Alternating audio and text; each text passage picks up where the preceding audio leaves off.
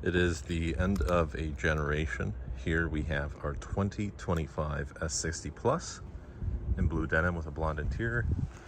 And here is our last 2025 S60. These are the last two 25s, super limited, because in this case, all the dealers, Volvo dealers in America from the South Carolina plant in Charleston, that's where these are being produced. As you can see, for vehicles in this car line, 30% of them are American parts, 15%, oops, there we go, 15% in Sweden, Ridgeville, South Carolina, Sweden for the engine, transmission, Japan. This one's the core. It's just these two. That's it. These were produced most likely June of this year. August just ended. It is September right now. And that is it. 2024 has entered production. 2025's no significant changes. People are still upset that there's no ventilated seats, but that was standard.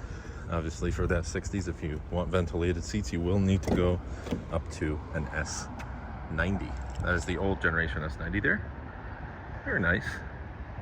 That's the pre-facelift because the lights slightly changed. A couple things changed on that one.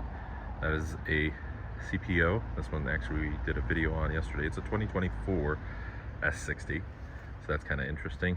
The contrast between this fully black on black and that, which is white on white, blonde interior. With this, Onyx black with the charcoal interior, just a straight up core. Being that it is essentially the last models here, I always like that the core, if you're going black on black, might as well have everything black. Review and agree. That's fine. We are starting it up. It is interesting. An era is over.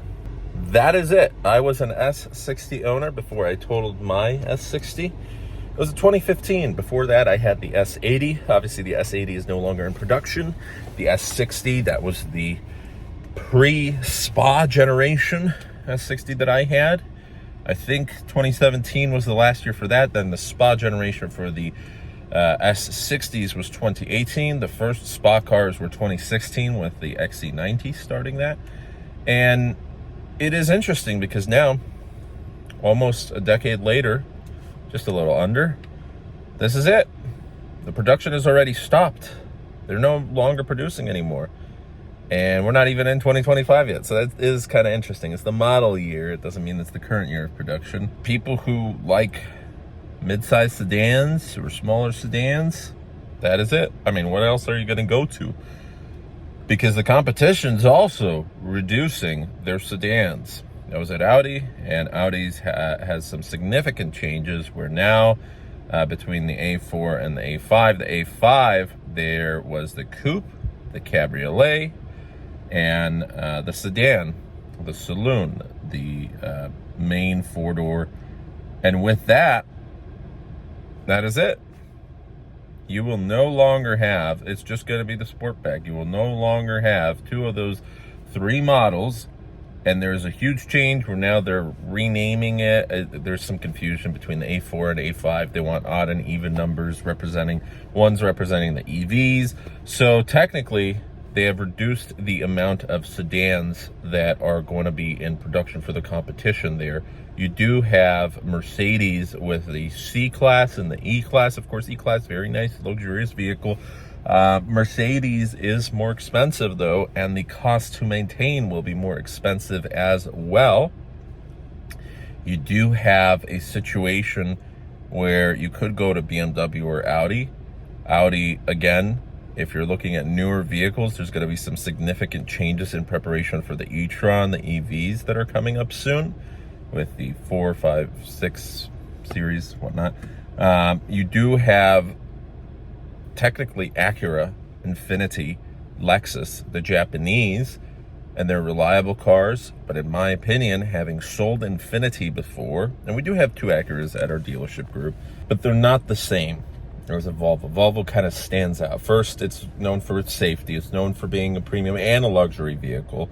I would consider it a premium luxury Lexus, some models can be premium and luxury, but certain Acuras and certain Infinitis I would just consider premium. That's it. And there's a difference between premium and luxury, where luxury takes it that extra additional step further.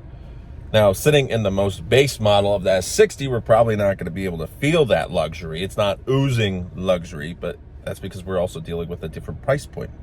I mean, for what's listed $47,000, but it's not selling for 47. It's selling below that. You know, you're probably, if you qualify for the incentives and everything, even if you don't, it's still below. But if you qualify for everything, you're looking at 42, 41,000. That's a great deal on a brand new vehicle with 3 years of free maintenance. Your first 10,000, 20,000, 30,000 miles are covered. You will have additional 4 years and 50,000 of the warranty. So for the engine, for the drivetrain, for all the lubricated components, and for the basic coverage, which is basically going to be all the electronics, all the moving components, the interior stuff. You do have a situation where you're just not going to have as many sedans in the market from all manufacturers. Ford, bye-bye Fusion. It is just the Mustang. All the big car companies, Buick, I mean, it's just kind of crossovers now. You're probably in 5 to 10 years, there's not going to be any big full-size sedans anymore, which is sad. We still have the S90, but the days of the S90 are very numbered as well. I think it's probably one more year of the S90, and that is it. So very, very cool to be sitting in one of the last production S60s here. We have the core, so just your standard with the little Swedish flag there, basic. You know, you're not going to have your 360-degree camera. That's it, just your basic stuff. But if you want the 360, you could easily upgrade to the Plus. And the Plus is in that beautiful color combination. Let me show you that as well. But I'll do a quick reveal. Ooh, mechanics are pulling out with someone's... Oh, no, that's not someone. It's a CPO S90 in platinum gray. Looks good, looks good.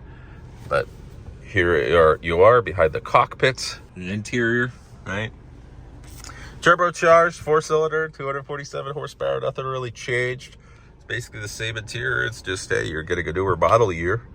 You can feel a little bit more confident. Hey, it's not even that year yet, and I'm driving the future right now, and your warranty is going to be brand new. It's awesome. It's an awesome feeling. So let's step out, turn it off, and get into the Plus.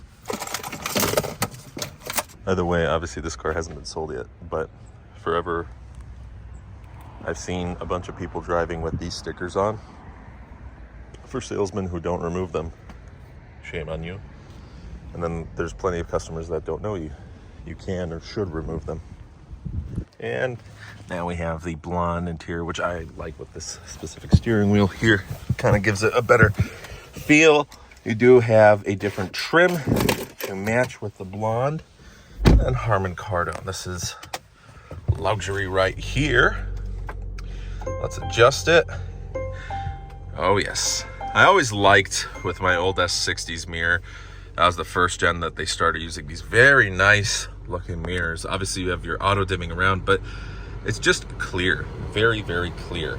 And whoever set this up recently, it's still starting.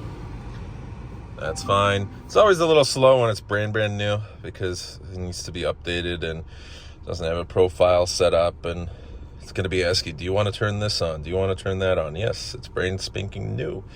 Very exciting. I like to turn it away from auto, and maybe we'll just do 2 there. So that is it, my friends. Maps are not enabled yet. Yeah, look at that. It's brand spanking new. We're going to set that up for the next person there. But it is going to be a shame. We're going to lose something that I absolutely love, the S60s for a long time. I'm a huge sedan person. I like the XC90s and the XC60s. They're cool. You could also tell the pre-owned XC60s based off of their exhaust right there. I mean, all of these cars are pre-owned, but T6 instead of the Bs. They're not the mild hybrids. You are getting, which one? I think that one is a 2020 inscription, so that one's pretty nice there with like upgraded sound system. But for people who just like their sedans, they're going to be missing something. So I hope Volvo comes up with an alternative. Or if not, Polestar at least is coming up with alternatives with the EVs. I'm sure there's going to be an alternative with a full EV eventually. But are people going to be fully ready for that? And will Volvo also be ready for that? As Volvo's plan, 2030 plan was, hey, let us make everything full EV. Well, now they changed it to everything's going to be PHEV, plug-in hybrid EV, and full EV. Now, the S60, both the recharge and the non-recharge, the mild hybrid versions are going away. That is it. So I'm sure there's going to be a new model in the works. But will there be a new model for the S90 and the S60, or will there just be one sedan? That's the question. And eventually there may be a day where there may be 0 sedans for Volvo. Who knows? Or it may be temporary, just a temporary thing where people are going away. But you have to think about it. For so many years, so many decades, you've had a bunch of sedans all over the place.